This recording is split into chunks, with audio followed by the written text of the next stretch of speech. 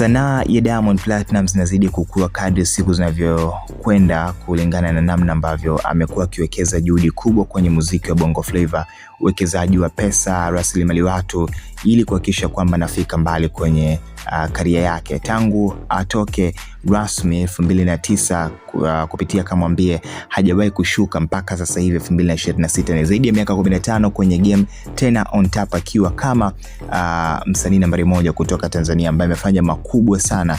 Ameshiriki kwenye matamasha mbalimbali yanayoandaliwa na vituo vikubwa vya radio kutoka nchini Marekani kama Hot 97 la pia Rolling Out na mengineo mengi ambayo amekuwa akishiriki. So unaona kabisa namna gani ambavyo Diamond Platnumz anakuwa kadri siku zinavyozidi kwenda, na anaonyesha kuwa na njaa ya mafanikio. So ni ngumu kumuona akishuka hivi karibuni, na ni kitu ambacho hatuombei vile vile, kwa sababu tunatamani kuona muziki wa Bongo Flava unaweka alama kwenye ramani ya dunia kama ambavyo Afrobeat pia ama piano na aina nyingine za muziki ambazo zinaweza kutengeneza nafasi kubwa huko duniani.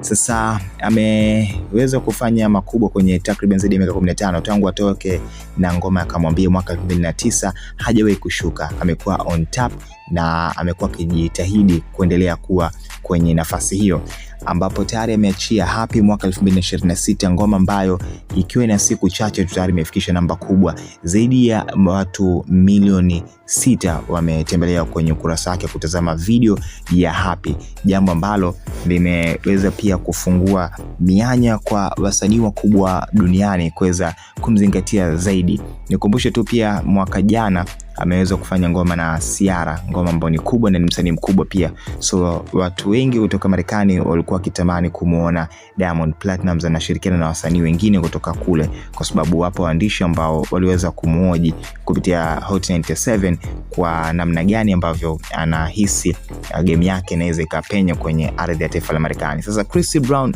amekutana na Diamond Platnumz, jambo ambalo limepokelewa vizuri na baadhi ya mashabiki, na ni kupitia wimbo huo wa Happy mafanikio yake ameweza kumsogeza kwa Chris Brown. Na hii ni mara ya pili. Nikukumbushe tu aliwahi kucheza ngoma ya Komasava na ikawa ni issue kubwa sana. Sasa hatimaye wameweza kukutana. Tutegemee kolabo, ingawa kwenye mahojiano wake na Liliomi aliweza kusema kwamba zipo taratibu hizo, lakini kwa sasa hivi nini ambacho kinaweza katokea, endelea kubaki nami hapa ili usipitwe na mambo mbalimbali yanayohusu burudani ndani na nje ya mipaka ya Tanzania. Enjoy. Lakini pia niambie maoni yako ni yapi, unahisi collab ya Chris Brown na Diamond Platnumz itakuwaje?